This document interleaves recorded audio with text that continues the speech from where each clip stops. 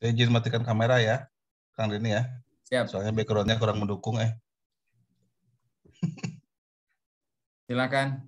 Baik Bang, untuk partisipan kiranya untuk mengaktifkan kameranya dan menggunakan background yang sudah diberikan oleh pihak panitia.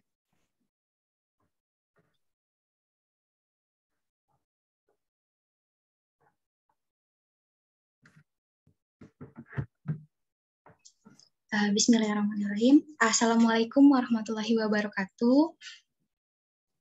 Waalaikumsalam warahmatullahi wabarakatuh.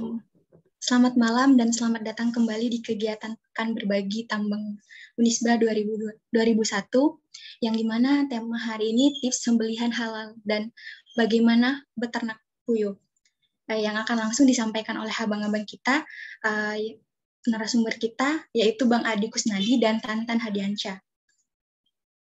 Alhamdulillah, terima kasih kepada abang-abang dan kakak-kakak Angkatan 2001 yang telah menyelenggarakan kegiatan ini. Semoga dapat bermanfaat bagi kita semua.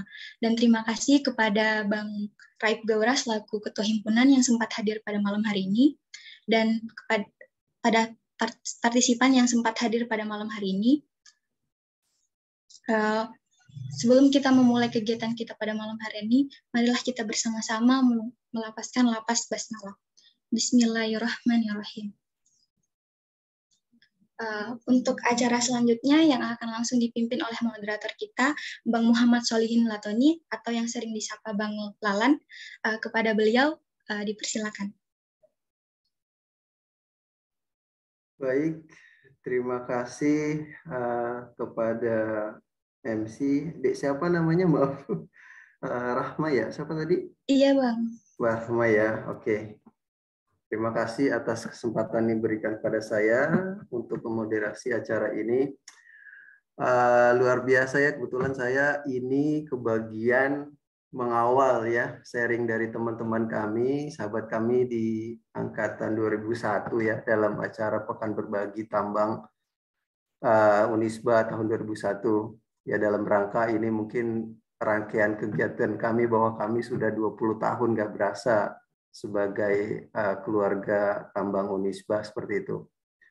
Jadi memang tema hari ini perspektifnya agak berbeda ya, setelah kemarin kita sharing dari teman-teman kita yang di birokrat. Sekarang kita akan mencoba mendengarkan sharing dari teman-teman kita, abang-abang kita, sahabat saya ini dari perspektif wirausaha. Ya memang awalnya abang-abang yang akan sharing ini sebelumnya itu telah berkecimpung di dunia tambang sebelumnya. Jadi nanti kita akan dengarkan sharing dari mereka seperti apa, bagaimana dari dunia tambang terus beralih ke wirausaha seperti itu. Ini ada dua narasumber kita. Kebetulan ini sahabat-sahabat saya yang luar biasa hebat ini. Ada Pak Adi Kusnadi, yang kedua ada Pak Tantan Hadiansyah. Mungkin yang akan sharing terlebih dahulu, oh ya sebelumnya perkenalkan ya. Nama saya itu Muhammad Solihin Lantoni Abdi, saya biasa dipanggil Lalan, saya tambang 2001. Sekarang saya bertugas di Pemprov DKI Jakarta, saya di bidang energi kebetulan. Nah, sekarang malam ini yang awalnya mungkin yang pertama akan kita dengar sharingnya dari Kang Tantan dulu kali ya. Kang Tantan ini sekarang aktivitasnya adalah pengusaha puyuh ini. Pengusaha puyuh. Jadi beliau ini sekarang tinggalnya di Kampung Citunggul, Jalan Mahmud. Jadi memang Kang Tantan ini atau Pak Tantan ini memang asli Bandung, dari sekolah SD-nya, SMP-nya, SMA-nya di Bandung. Kuliahnya di Tambang tentu saja. Dan beliau ini pada awal lulus kuliah itu bekerja di PT Sumber Mitra Jaya. Sumber Mitra Jaya, sempat bekerja juga di PT Haritab Prima Abadi Mineral. Lanjut, beliau juga pernah bekerja di Sabta Indra Sejati atau SIS, yang akhirnya sekarang beliau beralih berusaha ternak puyuh. Nanti kita akan dengar seperti apa pengalaman beliau, cerita beliau, sehingga akhirnya dari tambang itu beralih berwirausaha. Ya, mungkin nanti kita dengarkan ceritanya seperti apa. Mungkin nanti di yang sesi kedua ada Pak Adi Kusnadi. Mungkin sekarang kita berikan waktunya untuk sahabat kita, Pak Tantan. Pak Tantan, apa mendengar suara saya? Mute dulu, mungkin mute-nya dimatiin dulu, Pak. Oke, siap. Cek sound, cek sound. Cek. Oke, terdengar dengan baik. Mangga, silakan Kang Tantan, sharingnya di Hatur nuhun. Terima kasih banyak, hatur nuhun. Assalamualaikum warahmatullahi wabarakatuh. Punten Kang Tantan, ini kita acara sharingnya 20 menit ya. Oke, siap. Punten. Mangga Kang. Siap. Pertama-tama saya ucapkan terima kasih kepada Kang Denny mungkin yang menginisiasi acara ini dengan dengan rekan-rekan. Terus tak lupa saya berterima kasih kepada pembawa acara Kang Lalan. Gimana, sehat Kang? Udah lama kita nggak ketemu. Alhamdulillah, iya nih udah lama banget kita nggak ketemunya virtual ya. Terakhir main bola di mana? Di Turangga. Iya, waktu masih aktif kuliah kita. Ya. Enggak kan? Alhamdulillah. Ya, saya cuma curhat aja mungkin ya. Perjalanan hidup saya dari dunia kerja dan sekarang ya kalau orang mungkin bisa bilang entrepreneur ya, kerennya. Beralih dari dunia kerja ke bidang entrepreneur. Intinya sih gini, ternyata yang saya alami selama ini, saya bisa switch dari dunia kerja ke dunia usaha, yang mungkin kalau saya pribadi sih modal nekat. Dan ini tidak disarankan ya kepada teman-teman atau adik-adik kelas, saya yang akan berpikir gitu untuk beralih ke dunia usaha, apapun mungkin kegiatannya. Baik itu kerja ataupun usaha, kita harus menikmati prosesnya, harus menikmati perjalanannya. Jangan sampai ya kalau pede ya boleh, tapi jangan kepedean gitu, apapun itu bidangnya. Selama saya bekerja di dunia tambang, mungkin pengalaman yang saya bisa sharing di sini. Karena saya kebetulan di tambang itu dari pertama saya kerja di tambang, yaitu di divisi produksi, yaitu orang lapangan, dan mungkin pengalaman yang paling berharga di lapangan itu saya lebih konsentrasi gimana saya bisa diterima di lingkungan baru. Karena kan di situ kita bisa berbaur dengan orang, itu aja yang pertama saya bisa lakukan. Karena kalau menurut saya gitu, kepengetahuan saya di tambang, segala macam kepintaran saya, apa yang saya bawa dari bangku kuliah itu mungkin nggak berefek signifikan kalau kita sudah di dunia kerja. Di dunia kerja itu mungkin gampang, susah-susah gampang gitu. Ya kalau saya pribadi sih lebih ke membaurkan diri dulu gitu. Secara psikologis saya bisa diterima di lingkungan kerja saya. Nah, itu aja mungkin bekal saya untuk adik-adik atau teman-teman yang belum menginjak ke dunia kerja. Ya dipersiapkanlah dari sekarang, mumpung mungkin masih dalam proses belajar, proses menimba ilmu di bangku kuliah. Kalau masalah di dunia usaha, itu pun saya bisa meng-share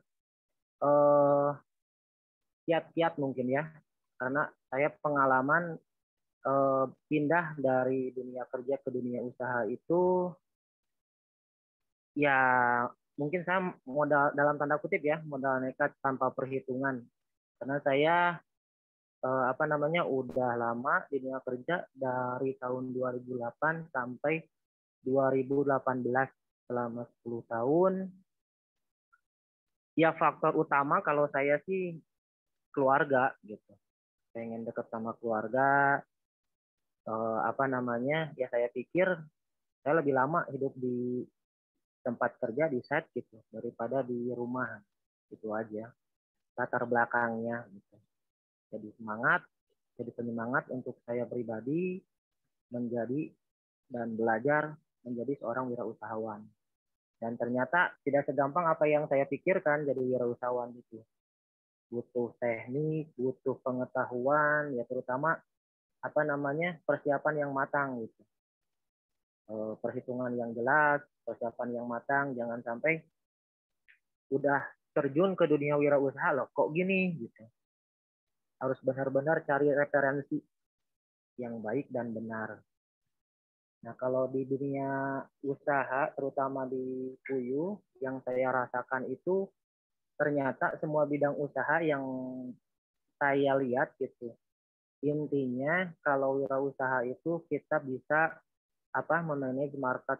Kalau kita udah dapat marketnya, apapun jenis usahanya mungkin kalau ikhtiarnya dengan dengan keras, kalau marketnya sudah jelas, insya Allah mungkin bisa lancar ke sananya. Karena ternyata dunia usaha itu sebagian besar titik beratnya itu di marketing. Bisa nggak kita membuang atau memasarkan memasarkan produk kita.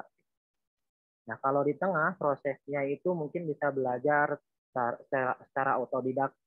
Alhamdulillah saya juga belajar sendiri otodidak, lihat ke teman atau bergaul silaturahmi dengan peternak-peternak yang sudah senior, bisa mengikuti. Tapi kalau market itu memang harus benar-benar gitu belajarnya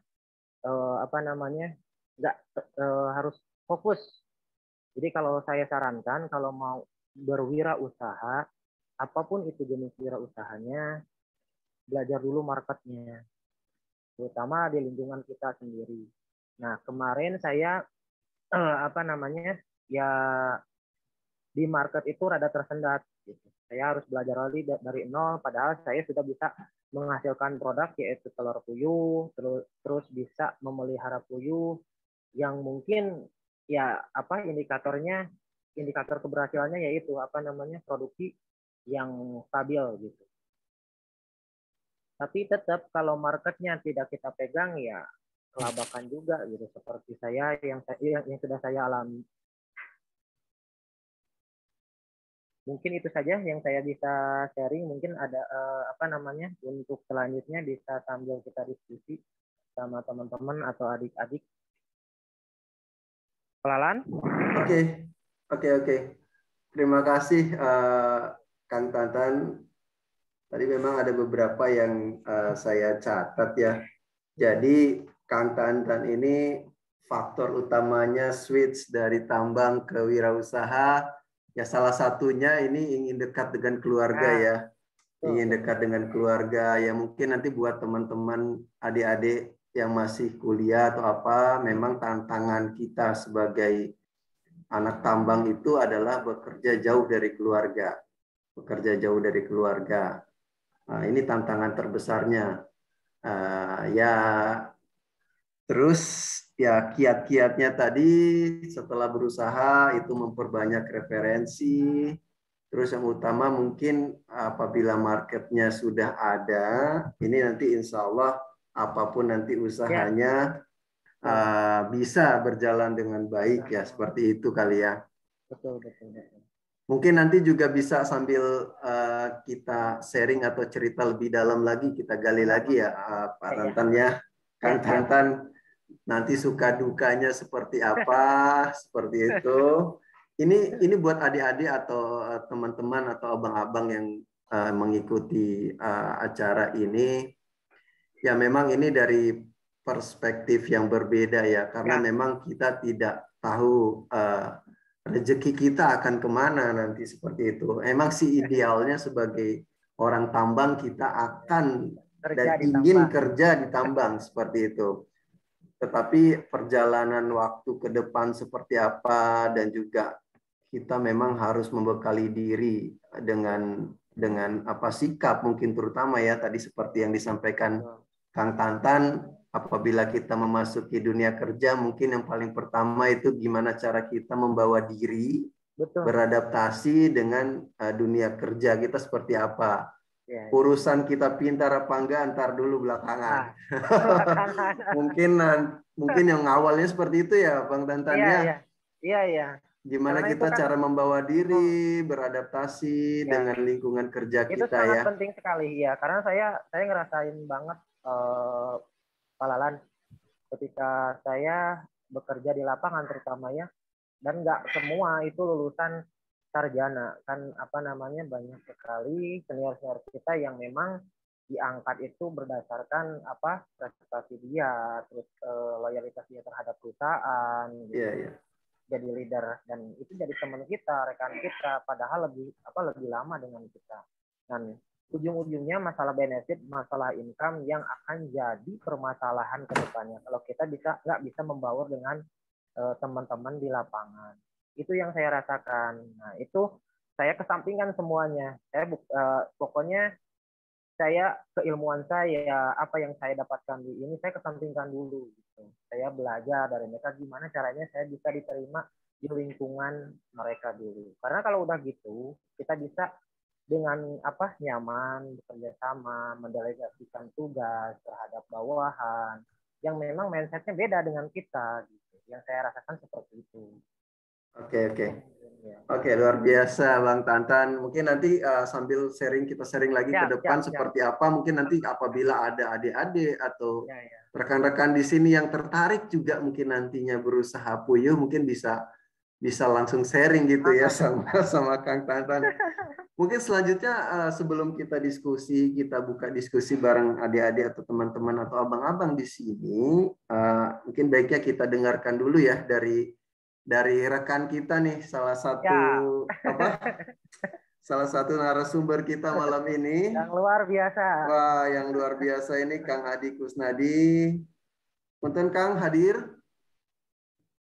Cek sound. Hadir insya Allah. Apa nih baru bisa. Alhamdulillah. Jadi ini sahabat saya yang satu ini memang luar biasa ini. Dari kuliah kita udah manggil beliau ini Ustadz sebenarnya.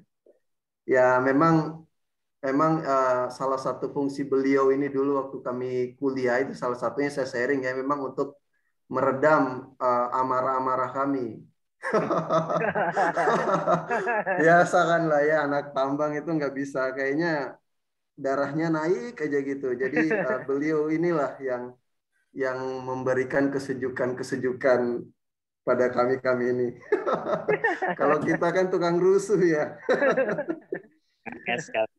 Backgroundnya ngeri itu Pak Tantan. Jadi memang beliau ini sama ya orang Bandung juga. Ini beliau ini asli Bandung. Jadi awalnya beliau juga sebelum berwirausaha, beliau ini adalah mine engineer juga, bekerja di salah satu perusahaan tambang juga ya dengan posisi juga yang lumayan. Jadi mungkin kita bisa mendengarkan sharing beliau, pengalaman beliau awal kuliah mungkin setelah lulus bekerja dan akhirnya kira-kira kenapa sih beliau ini memutuskan untuk meninggalkan aktivitas beliau di dunia tambang dan beralih menjadi seorang wirausaha. Mungkin itu pengantar dari saya, langsung aja mungkin Kang Adi. Ini Kang Adi Kusnadi namanya, rambutnya udah luar biasa ini. Silakan Kang, punten. Mangga. Baik, ini langsung atau gimana Pak Lalan? Boleh cerita dulu atau nanti tadi ada bahan ya yang di itu nanti kita bantu share untuk bahannya. Sekarang mungkin ya memperkenalkan diri dulu kali ya. Aktivitasnya apa saat ini, bagaimana? Seperti itu mungkin Kang. Punten. Siap.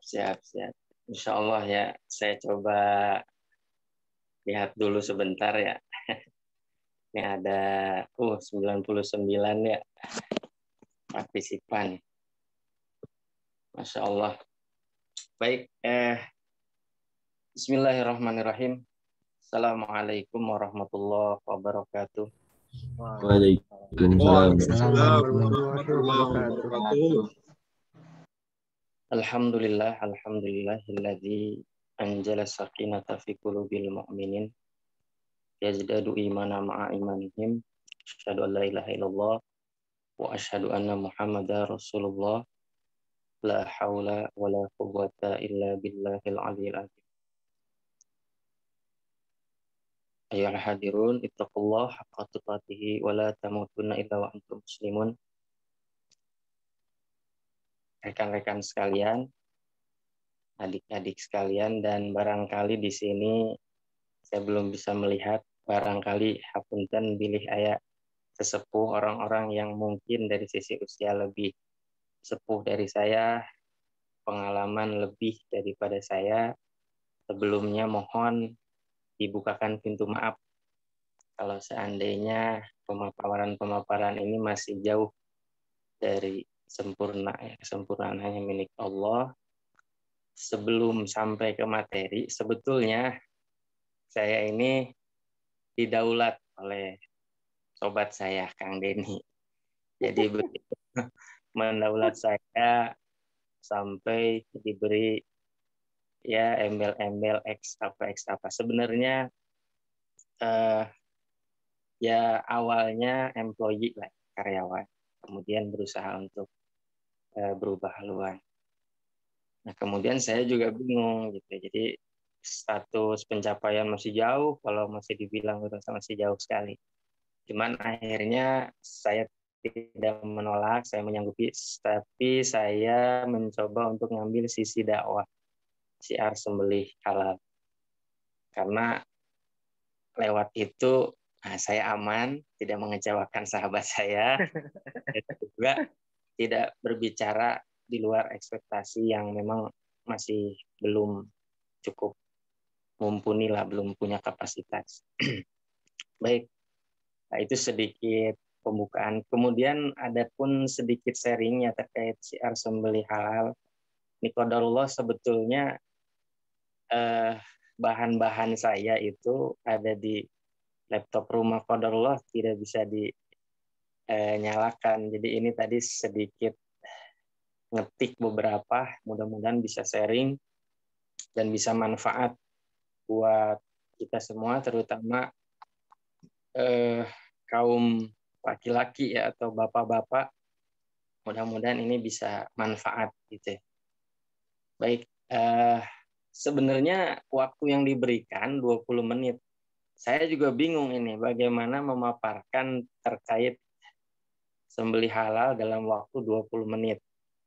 Ya, saya juga berpikir nih gimana caranya ya 20 menit harus menyampaikan tentang sembelih halal. Sementara kita juga punya 3 tahapan ya, di mana belajar fikih udhiyah aja sembelih itu lebih dari 3 jam ya sesinya. Jadi kemudian belajar ashabilah juga bisa sampai seharian.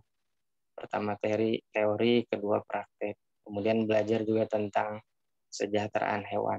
Baik, tapi saya coba, jadi mohon maaf kalau ada sesepuh yang dalam hal ini punya latar belakang yang barangkali menyentuh di ranah situ. Satu guru satu ilmu, jangan ganggu gitu ya. Jadi kenapa saya menyampaikan syiar sembelih halal? Qadarullah, saya tergabung dari Juleha Indonesia ya di Bogor Raya. Saat ini saya lebih dikenal sebagai Abah Gazi. Jadi nama di kampus boleh jadi Adi Kusnadi, tapi kemudian saya dikenal Abah Gazi ya, karena Gazi anak saya abahnya. Jadi bukan Abu, saya orang Sunda, jadi Abah Gazi. Itu sedikit. Barangkali kita coba masuk ke materi. Sebetulnya di bahan-bahan saya itu sebenarnya saya mau menampilkan video supaya lebih interaktif. Cuma qadarullah bahan-bahan dan ininya semua tuh itu tidak bisa dibuka. Ini pun tadi saya minta izin Kang Tantan duluan karena saya mesti ngetik sedikit sama beberapa. Pantas sih Ilma. Ya. Jadi mohon izin tadi Bang Tantan capture sisa-sisa yang terdapat di handphone, mudah-mudahan bisa manfaat. Baik. Siap. Bismillah ya.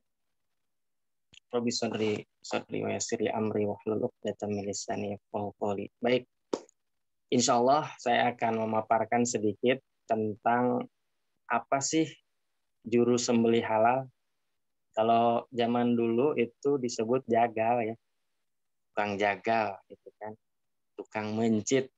Nah, tapi saat ini ya kan jagal itu mulai diakui sebagai profesi. Jadi dia masuk dalam kompetensi.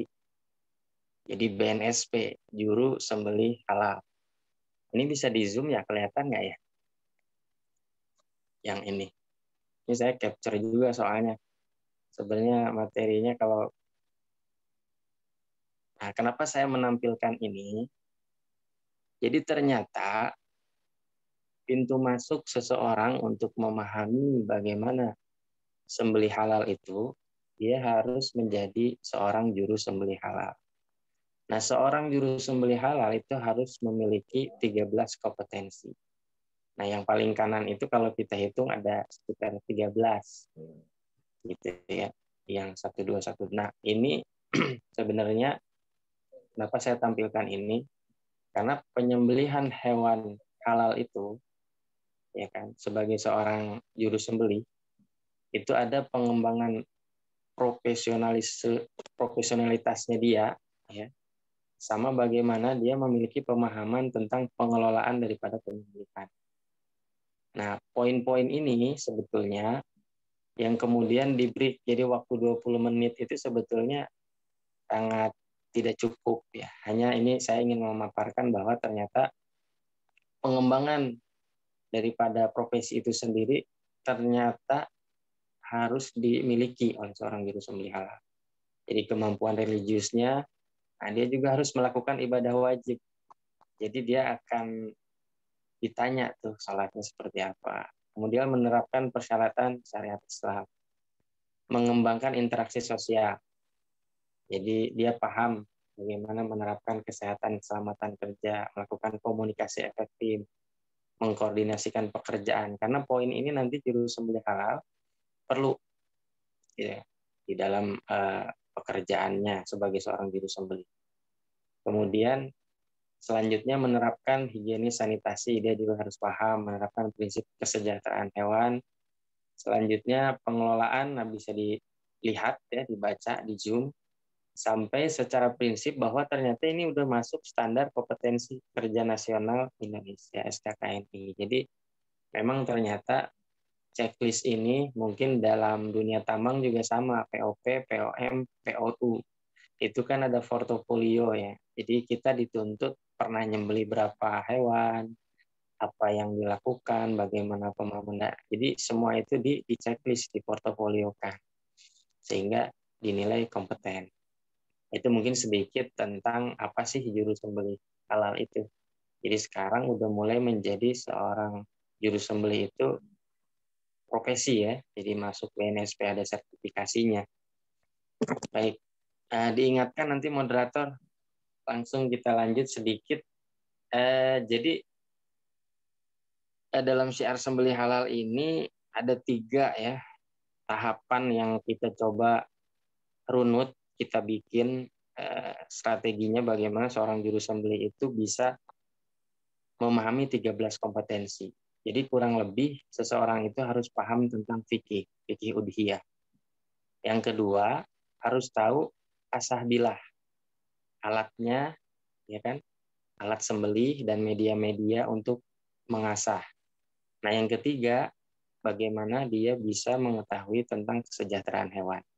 Nah, di slide ini dengan yang terbatas dan pasti banyak sekali pertanyaan, apalagi masalah fikih, mudah-mudahan tidak terlalu menjurus ke sana, karena ini hanya pemahaman bagaimana kita, walaupun kita ini ibaratnya di proyek, di lokasi tambang, satu waktu pasti akan dihadapkan untuk melakukan proses penyembelihan. Ya, di masyarakat juga sama. Nah, bagaimana cara menyembelih yang benar? Kita harus paham fikihnya, kita juga harus memahami terkait asah bilah, ya, pemahaman tentang pisau, golok, dan lain sebagainya, dan juga kesejahteraan hewan. Hewan kita lakukan penyembelihan. Nah, kalau kita mau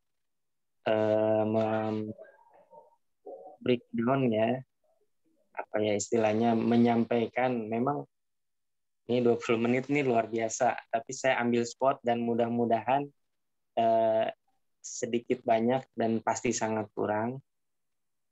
Kita akan coba sedikit menyelami tentang fikih udhiyah. Ya, definisi sembelih dalam Islam itu memotong jalan nafas, jalan makanan. Jadi secara prinsip ketika kita melakukan proses penyembelihan hewan yang mau disembelih, ya, kita harus paham juga. Mungkin langsung ke slide nomor 8 aja. Maaf, boleh dibantu.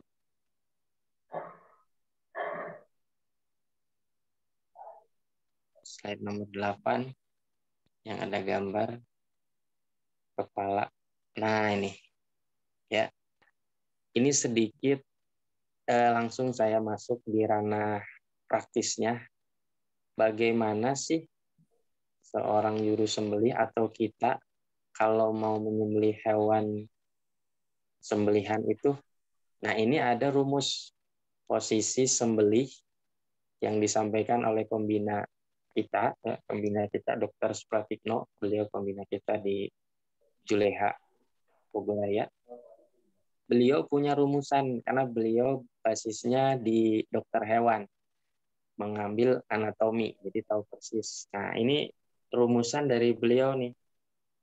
5, 5, 3, 1. Nah, apa sih 5 itu? Jadi patokan 5 berlaku untuk sapi. Jadi ketika kita mau menyembelih sapi, kita harus paham dulu. Ketika kita bicara mau menyembelih, tadi di dalam fikih itu disebutkan bahwa jalan napas, jalan makanan, sama jalan darah. Hulkum, mar'i, wajidain. Jadi di dalam leher hewan itu ada namanya saluran nafas, saluran makanan, dan saluran darah. Nah, saluran itulah yang harus dipastikan bisa kita lakukan proses sayatan atau mencit gitu ya kalau kata orang Sunda. Jadi proses menyayat itu harus berada di leher. Nah, ketika kita menggunakan rumus dari Dr. Supratikno untuk sapi, 5 itu di bawah rahang. Ketika kita tempelkan 5 jari, insya Allah posisi itu akan berada di bawah jakun. Nah, proses jakun ini kenapa 5? Karena secara anatomi sapi itu ketika dari rahang 5 jari, insya Allah itu tepat di bawah pelak-pelakan itu ya, jakun. Nah, ini yang ini. Kalau seandainya sapi itu bisa dipegang, diraba, pasti kelihatan. Tapi ketika gelambirnya banyak, nah disitulah proses rumus ini menjadi satu tips lah buat kita. 5. Nah, ketika kita tempelkan jari kita, maka kemudian pisau kita persis berada di bawah 5 jari. Nah, jadi disitulah proses bagaimana kita melakukan proses penyembelihan. Kemudian 3 jari dari rahang domba atau kambing, kemudian kita sayat ataupun sembelih persis 3 jari untuk domba atau kambing. Nah, untuk 1 jari atau jempol ini berlaku untuk ayam atau unggas.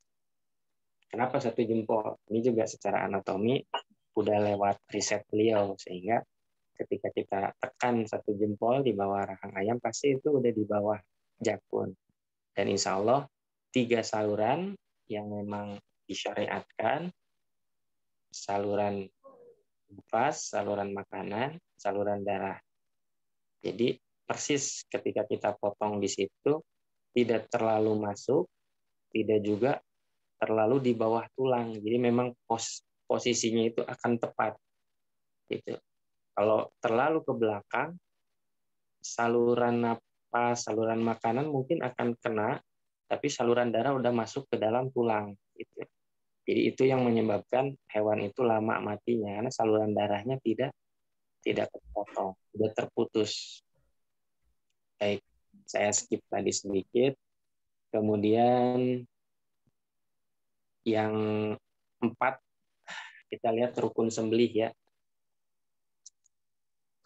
Slide nomor 4 bisa dibantu. Maaf, punten.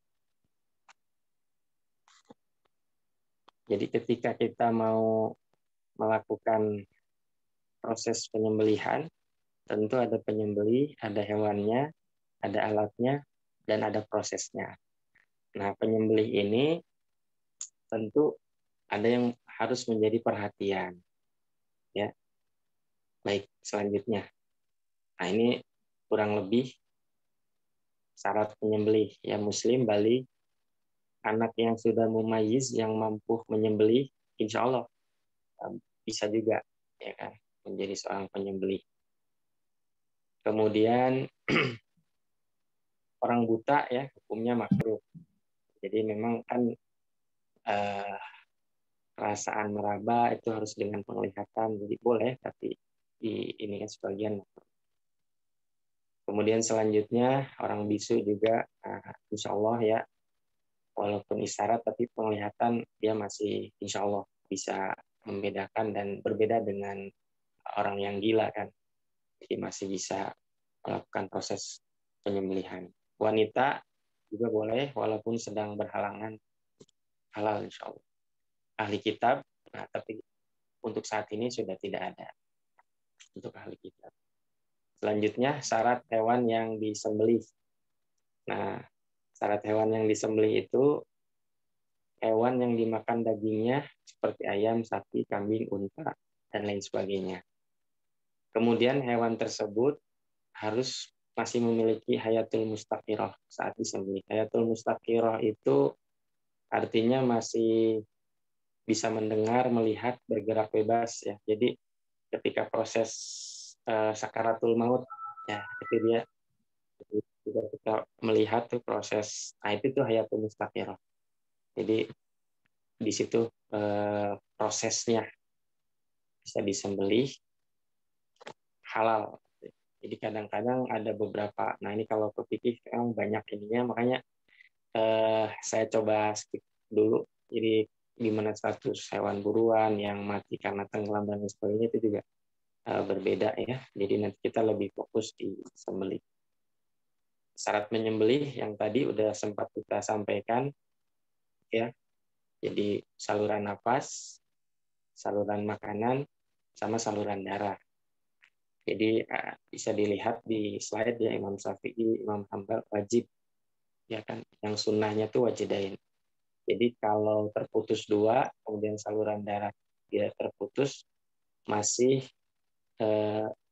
dalam pandangan beliau statusnya masih halal, masih terpotong 2. Hanya ketika kita ngambil sunnah, nah artinya kan harus potong juga saluran darahnya. Jadi semua sunnah, semua adab, semua kewajiban yang dilakukan dalam penyembelihan harus diambil oleh seorang disembelih. Jadi harus sempurna, harus paripurna, tidak hanya asbab 1 dan 2 kemudian yang lain ditinggalkan. Termasuk nanti bagaimana proses ihsan terhadap hewan. Jadi saling keterkaitan. Tidak hanya dalam proses menyembelih. Baik. Saya coba lanjut. Jadi tadi sedikit untuk rumus tadi ya. Ini bisa dipraktekkan nanti pada saat Bapak-bapak, adik-adik semua mungkin kalau pas proses keluarganya akikah itu biasanya ada kesempatan itu, ada peluang untuk bagaimana kita mempraktekkan untuk melakukan sembelih halal. Jadi kenapa saya mengangkat tema ini dan kenapa saya masuk dalam ranah sembelih halal ini, bisa dibayangkan ya teman-teman semua. Asbab tertolaknya doa-doa kita itu dari makanan. Jadi makanan yang kita makan itu sejauh mana gitu, kehalalannya. Nah, ketika kita belajar tentang proses penyembelihan pun, berapa banyak kadang-kadang kita mungkin menganggap remeh gitu ya, menganggap remeh. Insya Allah lah. Nah, jadi disandarkan. Dan bagi orang-orang sebagian yang sangat hati-hati, terutama ulama-ulama, sepuh-sepuh kita zaman dulu kan biasanya kalau mau makan hewan hidup, hewan yang disembelih, maksudnya pasti beli yang hidup dulu. Nah, dia kemudian sembelih. Saking hati-hatinya dan apik terhadap makanan. Berbeda dengan ikan ya. Jadi mudah-mudahan dari proses ini kita bisa sama-sama punya kepedulian terhadap sembelihan halal. Jadi ketika kita mau makan, nah juru sembelihnya yang memegang titik kritis. Maka pada saat Idul Adha, nah itu momen-momen tepat nih buat adik-adik yang kemudian mungkin aktif di masjid, ya di Bompai, di PHPPKM. Ayo ambil bagian gitu kan di masyarakatnya ketika proses Idul Adha. Mungkin tidak menyembelih, mungkin di sisi yang lain dulu, mungkin tahun depannya baru bisa menyembelih, tapi kita harus ambil bagian. Waktunya masih panjang, malah ada 4 menit lagi nih, Ustaz. Nah, makanya ini saya bilang luar biasa, saya harus ngebut ini karena oke, sekarang kita masuk ke sedikit tentang ashabilah ya, pemahaman tentang bagaimana sih alat yang dipergunakan untuk menyembelih itu. Secara syaratnya ya semua benda tajam yang dapat mengawetkan darah asalkan tidak terbuat dari tulang, gigi dan kuku. Ini ada hadisnya, maka ini yang tidak boleh, tulang, gigi dan kuku. Semua alat kayak golok, pisau ya, entah itu yang buatan pabrik atau lokal, yang bermerek atau tanpa merek, ya kan, buatan penempa lokal ataupun buatan pabrik yang harganya sekian, itu semua diperbolehkan. Hanya saja yang perlu menjadi titik pentingnya itu adalah harus tajam. Harus tajam. Nah, bagaimana kita bisa mengetahui pisau atau golok itu sudah tajam? Nah, sebenarnya kalau ada video lebih enak. Cuma memang saya coba mana ya? Oke, sebentar. Ada anjuran dan termasuk dalam SKKNI ketika kita mengetes ketajaman sebuah pisau ataupun golok, itu kita perlu pisau dan kertas. Nah, kertas HPS. Bentar, ini saya kelihatan nggak ya? Saya lagi nyari-nyari HPS nih.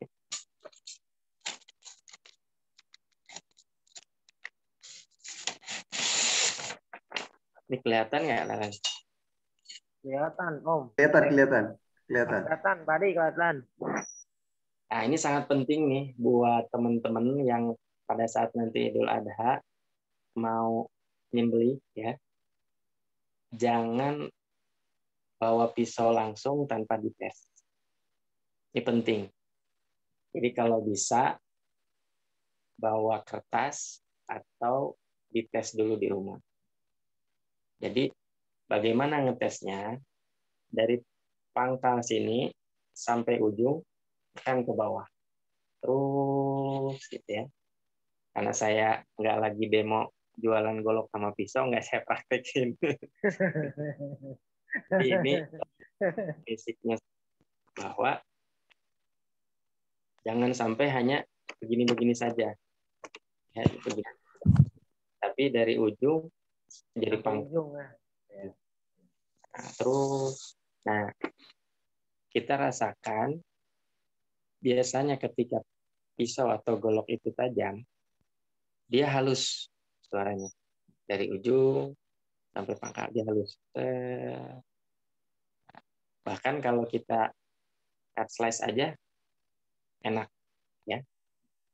Jadi semakin halus semakin kita yakin dan paham insya Allah ini udah tajam. Kalau sebagian jagal zaman dulu ya mungkin senior kita ngetesnya ke rambut. Ini ketika nempel ditarik, nah itu udah karena mungkin zaman dulu nggak mungkin bawa-bawa kertas ya ada rambut. Mungkin bulu tangan kan suka kadang kita lihat, tapi itu tidak disarankan dan tidak sesuai SKKNI. Mungkin kalau pas mau ini begini-begini kan juga Tebus. Izin Sat, 1 menit terakhir Sat.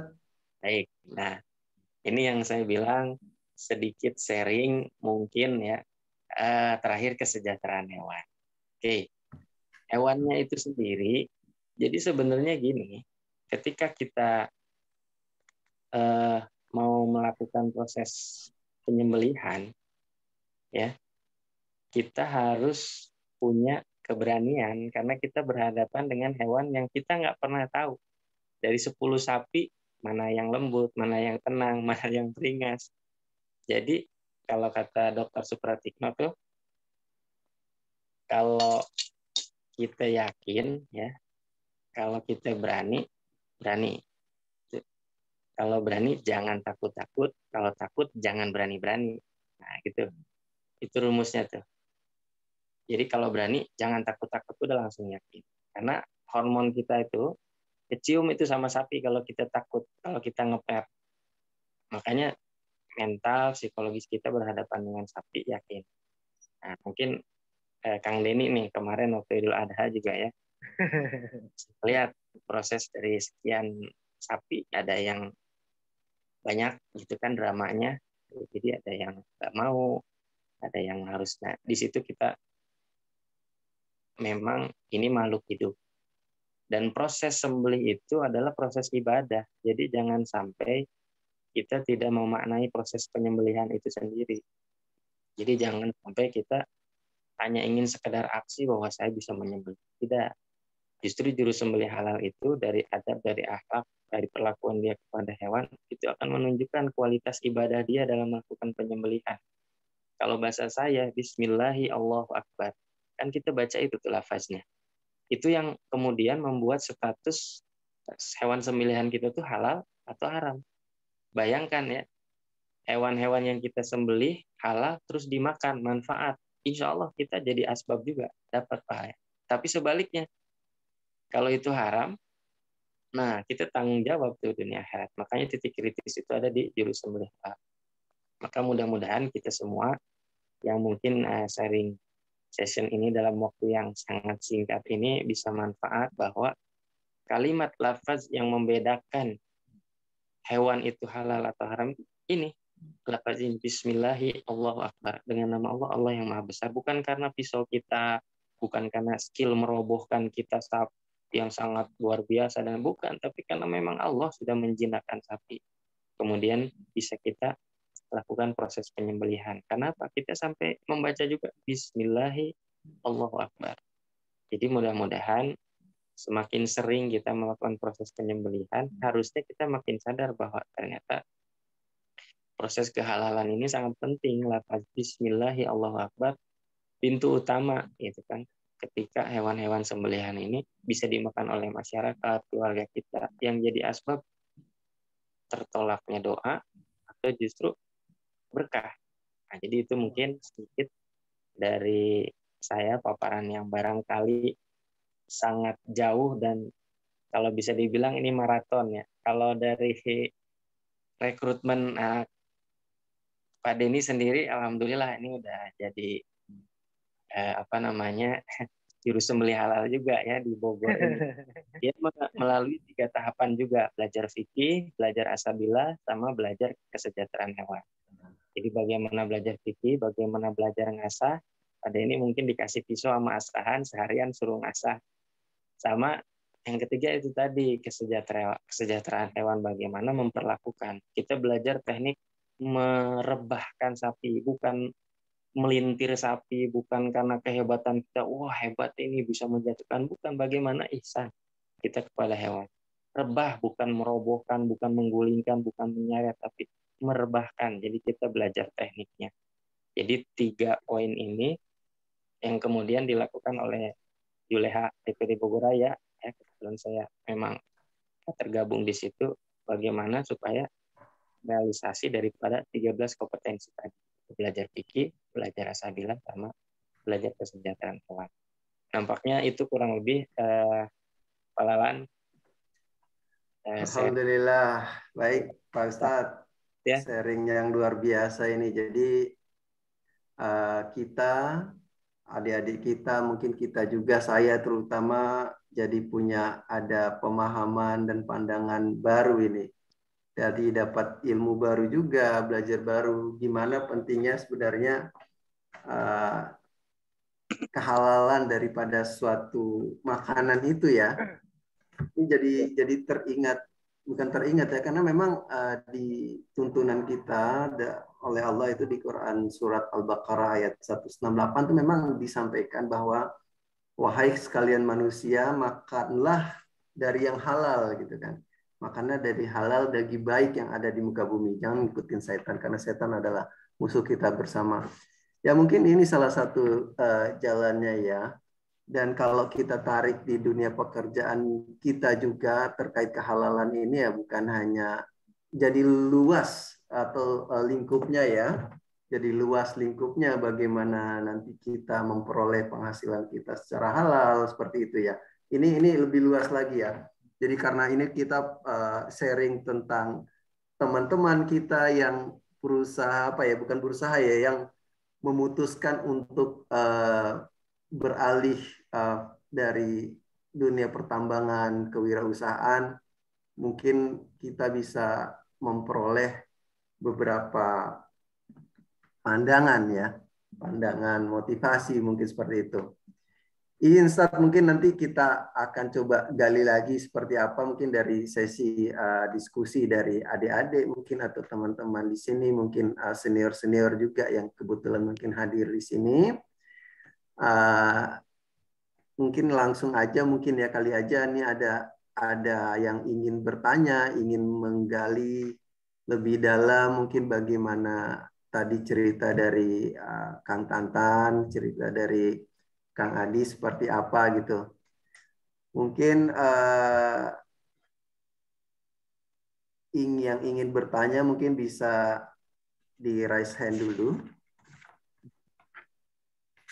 Jadi ada sedikit nih Pak Ustadz, mungkin sebenarnya motivasi awal memutuskan pindah kuadran gitu dari anak tambang jadi pengusaha khususnya di sembelih halal itu seperti apa sih dulu ceritanya gitu Ustadz? Mungkin bisa di-sharing juga sedikit kepada kita-kita nih gitu. Ya, itu yang pemateri pertama tadi ditanya begitu juga nggak? Nanti kita tanya juga itu, Pak. Ini untuk keduanya lah ini nanti ya. Sedikit aja lah mungkin seperti apa gitu. Ya barangkali jawabannya itu cukup panjang, cuman yang mewakili itu sebenarnya lebih ke arah ya masing-masing kan, kalau saya menyampaikan mungkin bisa pas, bisa tidak. Tapi secara prinsip dia ingin jadi pembelajar yang lebih mendekat gitu, pada keluarga. Kemudian bagaimana tidak, sebenarnya klise jawabannya, klise. Hanya memang kalau kita mau jujur gitu ya, ternyata memang kesibukan dunia itu kan kadang melupakan. Nah, usaha pun sama, bukan berarti jadi, berarti kalau jadi wirausaha bisa lebih taat, enggak juga.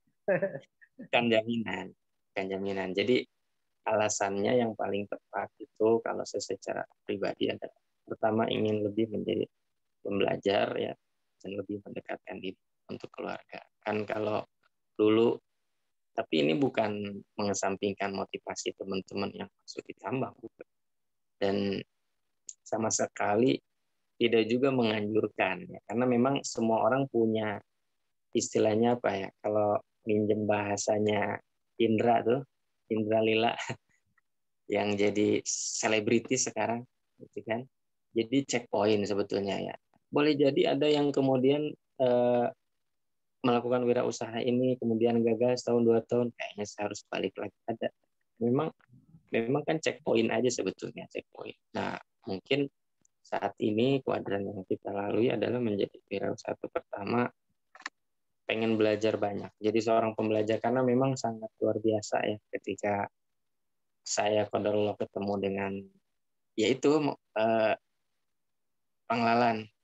Kenapa ketemu sama jagal? Masya Allah, mungkin karena asbabnya ya ketemu sama tukang jagal, jadi pada jadi di situ, tapi sebabnya adalah sisi jurus sembelih halal yang memang sudah masuk dalam ranah profesi, kemudian mencoba dijajaki ya, karena tidak hanya sekedar status, tapi memang betul-betul sekarang itu menjadi sertifikasi.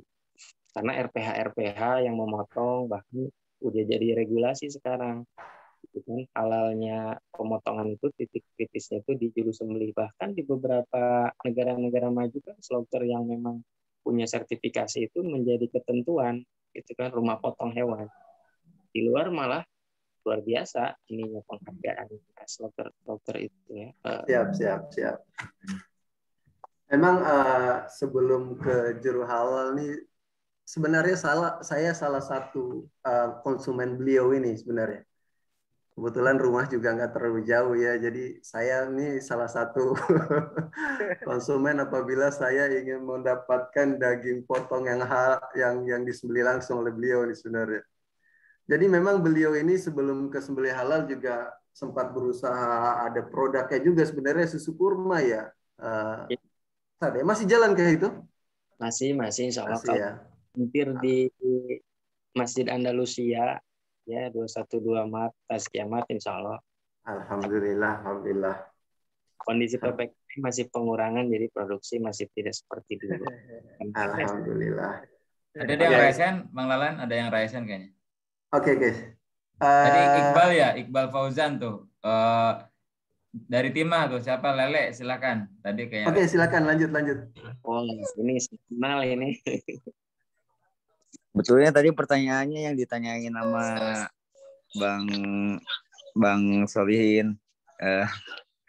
Oh iya, sebenarnya perkenalan Bang. Nama saya Iqbal, angkatan 2013. Sebenarnya pertanyaannya tadi lah yang ditanya sama Bang Solihin. Itu apa turning point abang-abang untuk yang memutuskan untuk pindah dari sampai ya benar yakin kayak apa ya, kayak kasarnya kayak kliknya gitu. Oh saya harus pindah nih, oh saya harus berwirausaha nih gitu. Apakah ada misalnya event tertentu, misalnya karena dapat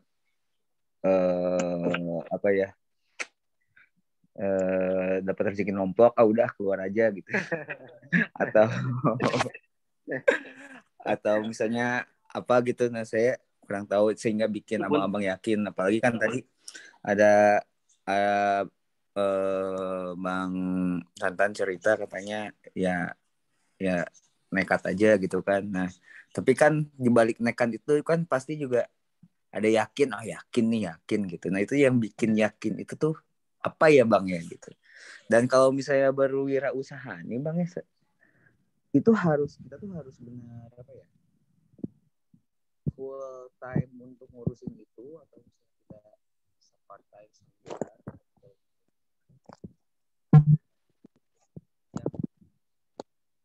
Bang Iqbal suaranya putus-putus nih. Oh iya, maaf. Sekarang udah jelas. Iya.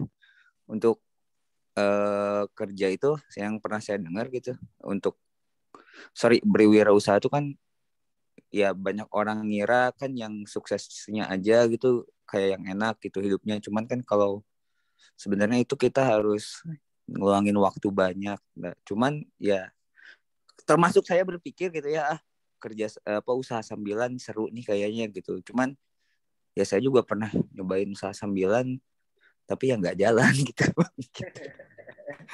Nah, jadi apakah usaha itu emang harus benar menuangkan seluruh waktu kita gitu, jadi nggak bisa sambil kerja atau gimana? Dan sedikit buat Bang Adi, ini saya sering dengar ini mitos tiap kurban ya. Ini nggak tahu mitos atau fakta gitu. Ada beberapa orang yang nggak mau kurbannya itu dijaga sama orang lain, pengennya tuh sama A gitu. Katanya itu kalau dijaga sama orang lain nanti rasa dagingnya nggak enak, kalau sama Ustadz A jadi enak. Itu betul nggak sih Bang gitu? Sekian dari saya. Assalamualaikum warahmatullahi wabarakatuh. Waalaikumsalam warahmatullahi wabarakatuh. Oke, pertanyaan dari Bang Iqbal menarik nih. Oke, Kang Tantan duluan mungkin tadi ya. Nekat, tapi sebenarnya yakin gak sih awalnya gitu kan? Sebenarnya prosesnya seperti apa gitu dia. Sebenarnya sih juga ada nih contoh yang pas ya, yang bekerja sambil berwirausaha nih. Kebetulan saya lihat fotonya Bang Ervin nih. Kayaknya beliau juga wirausaha tapi masih berkecimpung juga di dunia tambang sepertinya. Mungkin nanti ya lain waktu mungkin bisa kita sharing juga, ataupun nanti mungkin bisa kita mintakan sedikit cerita juga ya dari beliau seperti apa. Silakan Kang Tantan. Ya, terima kasih mungkin Kang Walan. Untuk pertanyaan adik kita itu yang dari siapa? Saudara Iqbal ya, Kang Walan. Ya betul. Ya. Kang Iqbal. Iya. Ya mungkin itu dalam tanda kutip nekat itu gini, kalau saya itu ukurannya itu yaitu sempat ada teman yang bilang ke saya, oke, kamu punya punya materi ketika kamu bekerja, pasti materinya tiap bulan segitu, insya Allah sesuai ketentuan perjanjian kita di PKB waktu kita kerja. Tapi kamu tidak punya waktu untuk keluarga. Itu yang terus terbesit di benak saya gitu. Saya menyimpulkan bahwa kapan lagi saya bisa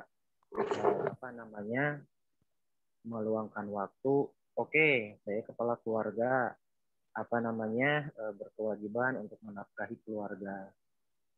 Tapi kan ada yang lebih dari itu, nafkah batinnya, selain nafkah mungkin lahiriah.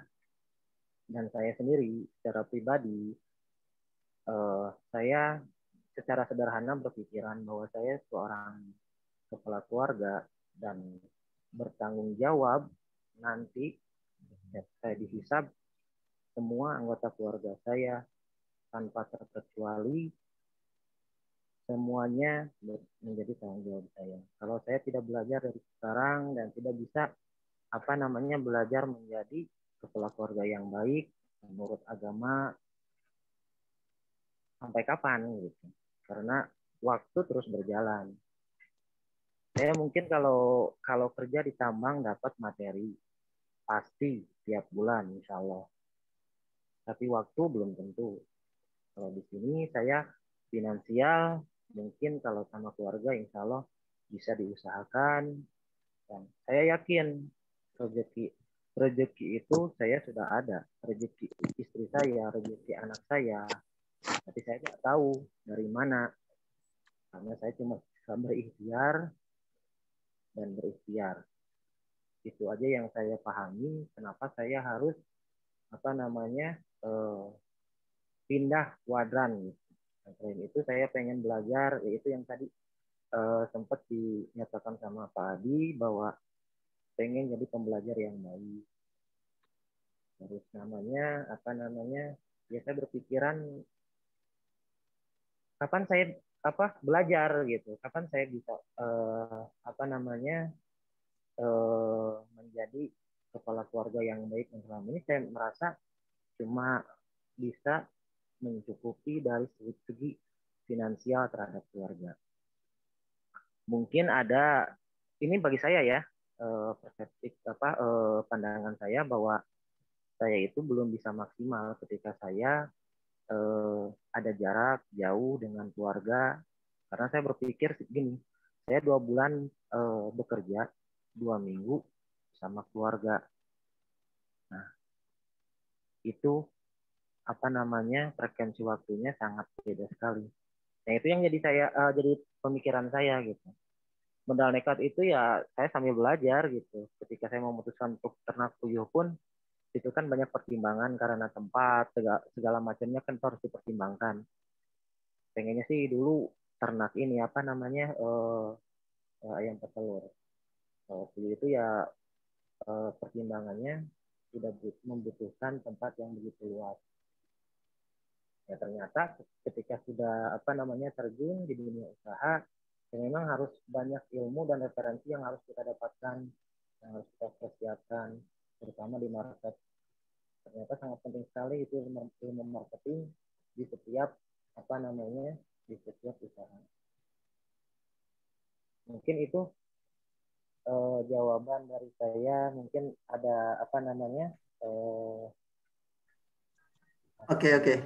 Oke, Kang Tantan. Mungkin highlight-nya dapat kali ya tadi seperti apa gitu ya. Kang Adi, tadi menanggapi gimana sih tadi? Apakah ada mitos-mitos tertentu gitu di dunia persembelihan ini? Silakan, Kang. Ya, jadi kita tuh ini mohon izin ya sebentar, yang 83 ini izinnya ada senior nggak ya ini? Kalau ada senior mohon izin ya. Punten. Bang Ganjar Bang Ganjar, Bang Riki 93 tadi resen sama Bang Jack nih. Iya, punten Bang Riki, Bang Jack, sanes pemerintahan ngojai kamari apapun. Punten. Assalamualaikum warahmatullahi wabarakatuh. Ya, jadi atur nuhun Kang Deni, izin Kang Den.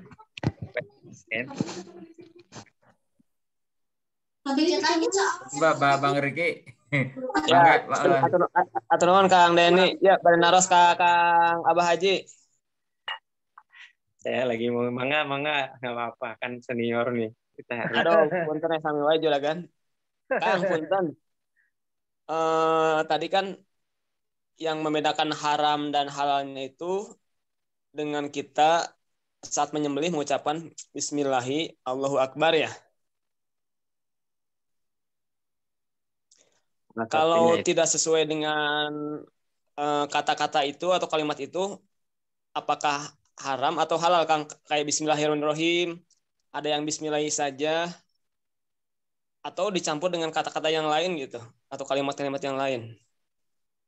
Ya. Mungkin itu aja Kang. Siap.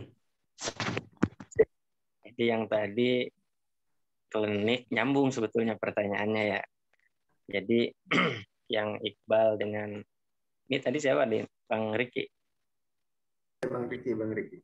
Jadi sebatas pemahaman saya ya dari beberapa teman-teman, mungkin kita nanti kaji bareng-bareng lagi juga kalau ada yang kurang tepat. Lafaz yang saya dapatkan ya memang dari asbab Bismillahi Allahu Akbar. Nah kalimat ini pun disarankan jahar, tidak di dalam hati, mentang-mentang kita udah hafal nggak kedengeran gitu kan, saya udah baca kok dalam hati. Jadi karena mazhab kita Syafi'iyah dijaharkan Bismillahi Allahu Akbar. Dan semakin sering kita melafazkan itu, ini kalimat itu kalimat sederhana tapi luar biasa ini kalimat tauhid. Kenapa? Karena bukan karena pisau kita, Bang. Bukan. Pisau udah bagus, teknik udah bagus, nggak mati-mati itu. Sapi itu semuanya udah bener semuanya, nggak mati-mati. Yang menguasai makhluk itu Allah kan. Kita milik Allah, makhluk yang kita sembelih Allah. Makanya memang banyak kejadian, banyak drama yang luar biasa sebetulnya. Makanya tadi kalimat Bismillahirrahmanirrahim, nah itu yang memang yang membuat persembahan itu, apakah memang ibadah kita ingin mengambil asbab manfaat makanan ini menjadi halal Bismillah dengan nama Allah atau Bismillah dengan nama yang lain. Jadi itu masuknya kategori yang tadi, jadi halal dan haram. Jadi lafazkan itu. Bagaimana kalau statusnya lupa? Nah, lupa makan pintunya.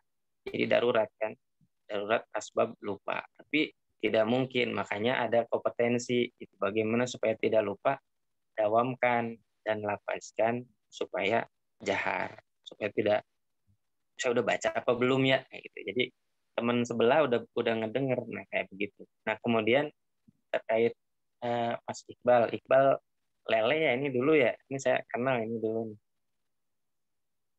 Lele ya Karena itu. Ya bang, DH betul bang. atau Timah tuh, DH atau Timah tuh pilihannya Lele.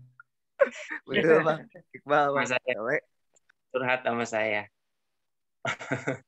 Iya, jadi ini Mas Iqbal terkait proses enak tidaknya, bau perengus atau tidaknya, itu juga dari sisi ilmiahnya ada. Jadi bukan hanya masalah. Terkadang orang hanya fokus di masalah kliniknya. Jadi kalau bisa ada bacaan tertentu atau dimandiin dulu dan lain sebagainya. Ya kan ada itu memang setiap daerah masih ada. Kemudian ini apa benar apa enggak? Nah ternyata di kaji ilmiah ini sebetulnya ada di kesejahteraan hewan itu kan panjang tadi cuma karena waktunya terbatas. Jadi memang proses bagaimana darah mengalir ketika kita melakukan proses penyembelihan, biarkan dia mengalami proses sakaratul maut, hayatul mustaqirah itu, jadi itu untuk betul-betul melepaskan semua darah di dalam tubuh gitu. Nah proses itu jangan diputus dengan memutuskan kepalanya, kan kadang kebanyakan langsung diputus. Biarkan dulu mengalir sampai betul-betul mati sempurna, baru kemudian itu statusnya udah jadi daging, bukan lagi hewan. Jadi kalau udah mati sempurna, makanya salah satunya tuh di 13 kompetensi itu bagaimana mengecek status kematian bahwa hewan itu udah mati sempurna. Ya kan dari pupil mata, ya kan dari jenutan dari saraf ini, kemudian dari ekor, kemudian dari nah itu harus dipraktekin dan dilakukan supaya kita yakin oke, udah langsung ini statusnya udah daging, udah kita kulitin, udah kita lepaskan kepalanya. Selama dia proses sakaratul maut biarkan. Kadang-kadang kan ada jagal yang memang saking pengen cepatnya, nah ini berpengaruh juga terhadap bau perengus dan lain sebagainya itu Mas Iqbal. Jadi proses menyempurnakan kematian hewan yang disembelih itu berpengaruh juga. Jadi jangan sampai kita terburu-buru saking pengen cepatnya karena sapinya misalkan ada 50, jadi begitu disembelih langsung diputusin kepalanya. Itu secara ilmiah juga mempercepat proses si daging itu cepat busuk karena darah yang ini tidak mengalir sempurna. Kurang lebih seperti itu ya. Kalau di lapangan kita temukan memang beberapa juru sembelih atau jagal baca-bacaan tertentu supaya enak, supaya ini ada. Memang saya juga ini, cuma itu kan ranahnya ranah klinis dan kita jangan sampai mencederai niat kita. Ini kan sebenarnya titik kritis juru sembelih halal itu kita pengen ibadah untuk melakukan sembelih halal. Jadi kita kudu benar-benar jaga juga, gitu kan. Jangan sampai tercampuri. Kurang lebih. Baik. Kira-kira udah kejawab ya kali ya. Ini ada Bang Ervin nih yang lagi raise hand. Mungkin sebelum ke Bang Ervin, sekalian mungkin ya nyambung ya Pak Dia. Ini tadi ada dari Kang Sani yang nanya, pisaunya itu pisau khusus atau bisa dicampur ya dengan pisau yang dipakai itu bisa dicampur pisau dapur gitu misalnya, atau kan memang dia khusus untuk sembelih aja. Dan dari Bang Gatot tadi ya, itu sebenarnya untuk mendapatkan sertifikat halal itu untuk di masyarakat tuh ada ininya nggak sih? Di mana gitu dapatnya? Mungkin secara singkat Pak Ustadz, silakan. Baik, secara singkat. Semuanya harus singkat-singkat. Berhubung terbatas waktu juga gitu ini. Mang Sani, jadi spek sembelih itu tergantung daripada bilah, mata bilah. Yang tadi sebetulnya itu materi di bilah. Pertanyaan untuk menjawab pertanyaan Kang Sani itu saya balik pakai pertanyaan. Kalau kampak bisa nggak untuk nyembelih? Nggak. Mungkin nggak bisa ya. Nggak bisa. Tidak bisa. Biar singkat jawabannya. Oke, berarti kesimpulannya memang untuk sembelih harus pakai pisau khusus gitu ya? Kalau dibilang bisa, tapi dia menyiksa. Nah, karena tadi tipe-tipe mata pisau itu berbeda, ya. Jadi ada yang flat, gitu kan. Jadi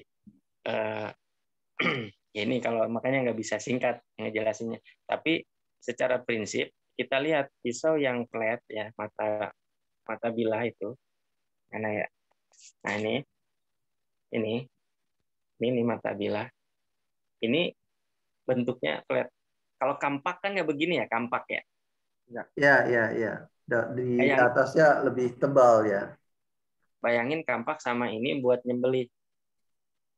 Sama yang dapur juga. Nah, dapur ini nggak flat begini. Dapur. Jadi intinya jawabannya harus spek sendiri. Kalau sembelih nggak bisa pakai pisau dapur. Kalaupun mau pisau dapur, kondisikan dulu petanya. Jadi harus ada pekerjaan supaya betul-betul flat ininya. Kalau kampak memang buat ngampak, bukan buat nyembelih. Tapi dipakai buat nyembelih bisa. Cuma menyiksa jadinya, nggak ahsan. Iya, karena tadi ada aspek gimana kesejahteraan hewan juga ya, yang perlu kita perhatikan ya. Itu jawaban singkatnya. Jadi sertifikat halal gimana, Sat? Di mana kira-kira dapatnya ini? Ya, kalau sertifikat halal itu kan di Indonesia itu ada bagi penyembelih ya. Ada 3 lembaga, baru ada 3 lembaga yang memang mengeluarkan dan menguji kompetensi seorang juru sembelih. Ada 3 di Bogor, di Malang, sama di Pontianak kalau salah atau Palangka, lupa saya. Ada 3 di Indonesia. Nah, ini dia yang berhak mengeluarkan sertifikat juru sembelih halal. Bagaimana supaya bisa ke sana? Ada ketentuan-ketentuan biasanya. Pertama, dia punya portofolio sama kayak POP. Ada bukti. Mungkin dia pernah di masjid nyembelih, ya kan? Sudah berapa banyak? Atau dia masuk di komunitas juru sembelih halal atau Asfakin. Nah, saya juga alhamdulillah mulai merapat ada komunitas Asfakin, namanya Asosiasi Pengusaha Akikah Indonesia. Mulai merapat karena memang sejalan. Itu juga sama. Itu ada syiar sembelih halalnya di situ. Jadi ada 3 gitu menggatotnya. Di Bogor itu di BPK Cinagara, arah Cigombong. Jadi dia harus ngikut dulu komunitas atau minimal dia punya portofolio, dia pernah nyembelih. Baru dia nanti mengajukan diri ingin dilakukan vokasi dulu, di training. Intinya ada wadahnya ya, Sat ya, ada wadahnya ya, Kang. Dan ada 3 tempat ya, Bogor, Cigombong, sama Malang. Malang tuh di Batu sama Palangka. Oke, baik. Lanjut mungkin kita ke Bang Ervin dulu. Silakan Bang Ervin. Terima kasih Bang Tantan. Apa kabar Bang Tantan? Alhamdulillah. Om, makin caem aja ini. Bang Tantan, Pak Ustadz, ya luar biasa sekali nih teman-teman semuanya. Pak Denny nggak salah lah Pak Denny ya, Bang Denny ngadain acara kayak gini tuh nggak salah banget. Banyak banget ilmunya di sini. Ya. Saya cuma pengen, gimana Bang? Ownernya CLBK ini. Luar biasa sekali. Bangga benar. Jadi gini, saya cuma mengucapkan selamat lah ya, selamat untuk Bang Pak Ustadz sama Bang Tantan. Itu artinya sahabat kita berdua ini udah berhasil keluar dari zona nyamannya gitu loh. Tapi memang segala sesuatu itu butuh pengorbanan ya Bang ya. Dan pengorbanan ini memang udah diambil risikonya. Luar biasa sekali. Mungkin sedikit pertanyaan aja nih buat Pak Ustadz. Gimana ya kalau kita misalkan kalau nyembelih itu kan berarti kan harus ada nyebut Bismillahirrahmanirrahim kayak gitu ya. Terus kalau kita misalkan beli daging yang di supermarket kayak gitu tuh, itu gimana tuh Bang? Kan kita nggak tahu itu. Itu nyebut nama Allah atau gimana itu? Terutama frozen daging beku yang dari luar kayak gitu kan. Itu gimana tuh Bang? Itu aja paling Bang Tantan pertanyaannya. Sekali lagi saya ucapkan selamat ini teman-teman, luar biasa sekali ini. Ini tuh sebenarnya membuka pintu loh buat kita semua ya, terutama kita semua, adik-adik semua. Artinya apa? Artinya dengan kayak gini tuh idealisme kita tuh kita bisa keluar dari idealisme kita itu. Ternyata tambang itu nggak melulu kita harus jadi tambang, nggak. Banyak banget peluang-peluangnya gitu. Itu aja sih mungkin dari saya. Terima kasih Bang Oke, baik. Nathan dan Bang Baik, baik. Lalan. Assalamu'alaikum warahmatullahi wabarakatuh. Waalaikumsalam warahmatullahi wabarakatuh. Ya, ini Bang Ervin juga salah satu praktisi juga ini untuk wirausaha ya. Beliau juga salah satu praktisi sebenarnya. Silakan Bang Adi menjawabnya. Mungkin tadi kira-kira kalau kita beli barang, beli daging di supermarket atau di toko itu tuh frozen food, tahunya itu halal apa enggak, seperti apa ya kira-kira? Ya, makanya itu tadi menyandarkan satu ketentuan itu penting buat kita. Ketika kita real, contoh di jalan, kita mau makan, ya kan? Sandaran kita apa, ya kan? Otomatis kan kita punya lembaga yang sertifikasi halal, yang diakui pemerintah. Itu dulu sandarannya. Ke bawahnya apa aja produk-produk runutannya, ya kan? Itu yang kita harus concern di situ. Contoh kayak saya, ini kita sharing pribadi. Ketika kita makan, saya nggak nyebutin produk tertentu ya. Misalkan A, B, C, D. Ya, saya udah tahu tuh kapasitasnya di situ tuh, dan saya udah pernah ke tempat pemotongannya, di situ juru sembelih halalnya ada. Nah, sandaran seperti itu, termasuk logo itu kan, itulah menyandarkan. Nah, kalau gimana kalau kita beli di pasar?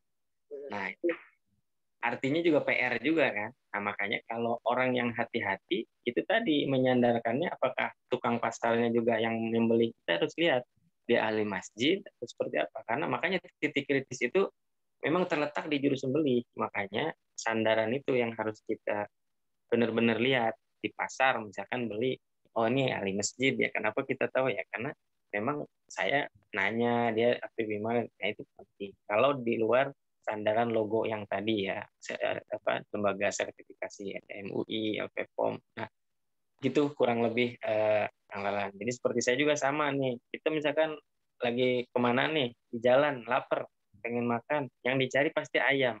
Kira-kira ini gimana ya motongnya, sandaran tadi, LPPOM-nya ya kan, sertifikasi. Makanya anak-anak saya didik tiap beli sesuatu, liatin logonya dulu. Nah, itu biar belajar dia sandarannya, logonya. Jadi tiap ini pasti laporan. Nah, beli ini ada halalnya. Nah, hal-hal seperti itu harus ditanamkan supaya dia memang sandaran itu jelas. Nanti mulai naik kelas di hati-hatian. Kurang lebih begitu, Bang Ervin. Oke, baik. Terima kasih Bang Ustadz atas jawabannya. Mungkin ini kita cukupkan satu pertanyaan lagi ya.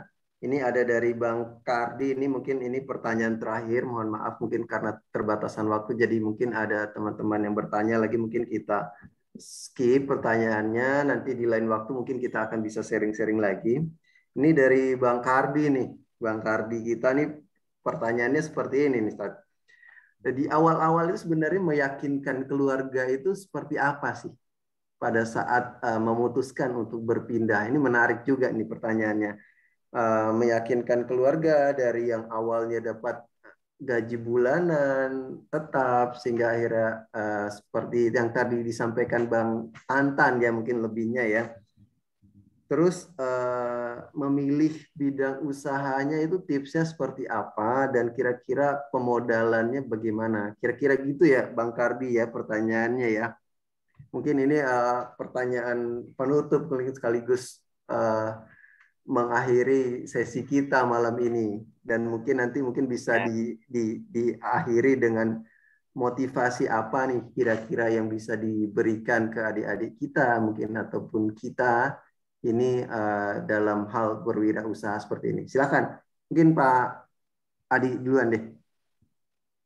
Ya, jadi sebetulnya Bang Kardi ya, Afwan, sama Bang Ervin tadi sebetulnya saya mau koreksi. Apa yang sudah berhasil enggak, Bang? Kita belum berhasil. Keberhasilan kita tuh nanti. Dunia kan numpang lewat aja. Yang berhasil sebetulnya nanti di sana. Nah, terkait proses kuadran kita di sini sebetulnya kan yang lebih kepada masing-masing mendefinisikan waktu, mendefinisikan pembelajaran, mendefinisikan bagaimana lebih dekat sama keluarga. Bukan berarti yang nggak wirausaha nggak dekat sama keluarga. Definisinya kan masing-masing punya makom lah kalau bahasa ininya mah. Bukan berarti mereka juga tidak begitu punya keberkahan, nggak juga. Insya Allah selama semuanya lillah, insya Allah. Nah, yang Bang Kardi sebenarnya pertanyaan Bang Kardi itu ya jawabannya mah kembali ke kita masing-masing, Bang. Jadi kita kadang-kadang meyakinkan keluarga tuh nggak bisa, Bang. Nggak bisa. Nggak bisa. Jadi kita cuman minta tolong sama Allah aja. Jadi kalau kuadran yang saya rasain ya satu ya, itu belajarnya tuh banyak, Bang. Ilmu yakin, dapat duit, ilmu yakin, akidah sama Allah, kudu kuat.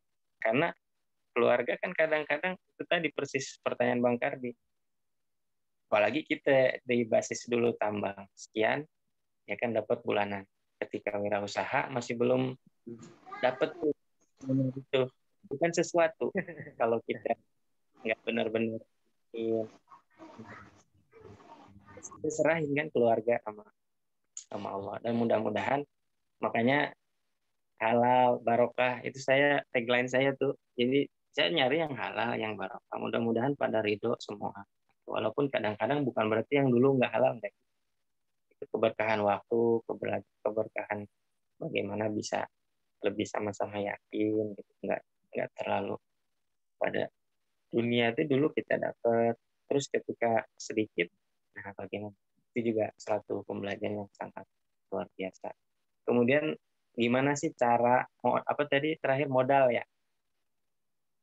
Pemilihan usaha dan modalnya tadi itu seperti apa nih kira-kira tipsnya gitu atau sharingnya?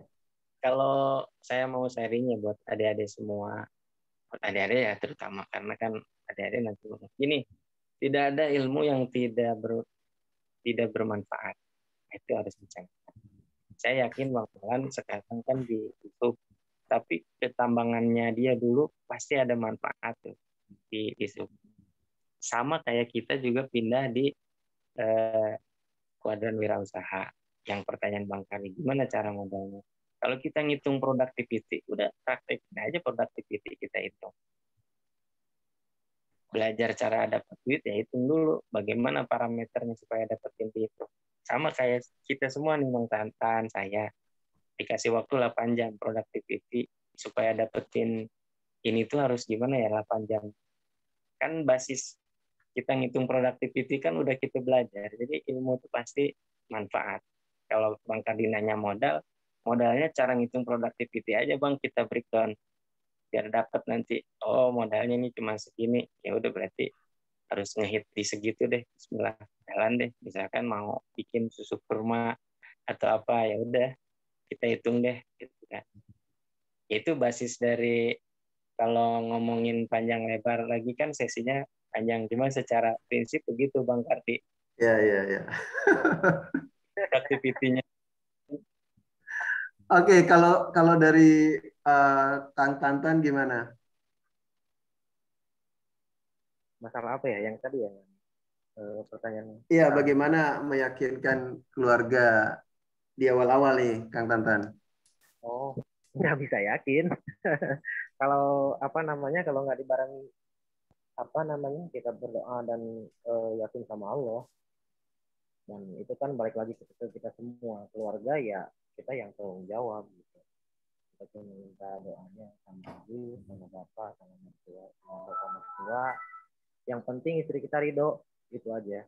Iya. Ridho istri, ridhonya suami ya. Betul. Oke. Aja. Siap. Sharing yang menarik ini dari teman-teman kita, Bang Tantan, Kang Adi. Terakhir Kang, motivasi kira-kira apa nih buat teman-teman yang adik-adik kita nantinya, apapun kegiatannya nanti selepas berkuliah, itu kira-kira seperti apa ini? Ya, kalau saya pribadi sih yakin kita itu sudah ada rezekinya masing-masing. Udah yakin aja. Apapun kita profesinya, di episode kita seperti apa, yakin rezeki itu kita sudah ada rezekinya. Oh, alhamdulillah. Ya mantap nih. Ya saya setuju ini. Jadi apa ya? Jadi keingat lagi nih surat Al-Talaq ayat 2 ayat 3 ya. Jadi barang Allah Subhanahu wa taala berfirman, barang siapa yang bertakwa kepada Allah, ya kuncinya itu bertakwa kepada Allah, niscaya dia akan membukakan jalan keluar baginya dan memberinya rezeki dari pintu mana aja yang tidak disangka-sangkanya. Jadi apapun nanti usaha kita, yakin rezeki itu datangnya dari Allah ya. Baik kita sebagai pekerja tambang ataupun berwirausaha dan lain-lain profesi kita nanti. Alhamdulillah ini tidak berasa ya, tidak berasa sharing kita malam ini luar biasa, banyak ilmu yang kita dapat, kita belajar perspektif yang baru, terutama mungkin nanti ini buat adik-adik kita, kira-kira kehidupan setelah perkuliahan itu seperti apa nantinya. Jadi ya memang kalau saya ambil motivasi atau cerita dari tadi sharing dari teman-teman saya, sahabat-sahabat saya, ya memang motivasi diri itu kita perlu kita tanamkan pada saat kita memutuskan untuk berpindah kuadran, ya kita harus memang berangkat dari motivasi kita yang kuat, kemauan kuat, dan dibarengi dengan referensi keilmuan juga tentu saja ya. Karena tentu saja berwirausaha itu juga tidak dengan asal-asalan juga seperti itu, apalagi kita punya keluarga yang harus kita tanggung seperti itu. Dan terakhir mungkin tadi menarik dari Ustadz Adi, bagaimanapun yakinlah Allah bersama Allah gitu. Seperti itu mungkin ya Ustadz ya. Demikian mungkin ya sesi kita malam ini. Alhamdulillah kita mungkin bertemu kembali besok di sesi berikutnya. Mungkin bagi teman-teman adik-adik yang masih betah mendengarkan cerita-cerita kami dari angkatan 2001, insya Allah semua ilmu itu tidak ada yang tidak bermanfaat. Asalkan kita mau menyerapnya dengan hati kita gitu, seperti itu ya. Mungkin demikian waktunya saya kembalikan ke Adik Rahma sebagai MC. Terima kasih. Assalamualaikum warahmatullahi wabarakatuh. Waalaikumsalam. Waalaikumsalam warahmatullahi wabarakatuh. Oke, terima kasih untuk moderator kita, Bang Muhammad Solihin Latoni, yang telah memandu acara kita pada malam hari ini. Sebelum kita menutup acara kita pada malam hari ini, kita foto dulu ya Bang, buat kenang-kenangan. Oh iya, mungkin tambahan nih bagi teman-teman yang ikut ini, mungkin bisa isi link absen ya tadi yang diberikan teman-teman kita. Akan ada sertifikat nanti yang akan kita bagikan gitu ya. Ya lumayan lah buat nambah-nambah. Oke, dibuka ininya kali ya, dibuka videonya ya semua ya. Ya betul. Kita mulai dari slide pertama dulu ya. Oke, 1, 2, 3. Lanjut ke slide kedua. 1, 2, 3. Slide terakhir. 1, 2, 3. Oke, terima kasih abang-abang dan kakak-kakak yang sempat hadir pada malam hari ini. Terima kasih juga kepada narasumber kita yang sudah memberikan ilmu yang sangat bermanfaat bagi kita semua, pada Bang Adi Kusnadi dan Bang Tatan Hadiansyah. Terima kasih untuk ilmu yang telah diberikan, semoga bermanfaat bagi kita semua. Ambil baiknya dan maafkan kehilapan dari kita semua. Semoga ilmu yang diberikan dapat bermanfaat bagi kita semua. Amin ya rabbal alamin. Semoga kita dapat bertemu di kegiatan selanjutnya di besok untuk session ketiga. Semoga kita semua dapat berkumpul kembali dengan keadaan baik dan sehat walafiat. Amin. Amin. Amin. Amin ya rabbal alamin. Sebelum kita mengakhiri kegiatan pada malam hari ini, marilah kita bersama-sama mengucapkan lafaz hamdalah. Alhamdulillah. Terima kasih kepada abang-abang dan kakak-kakak. Semoga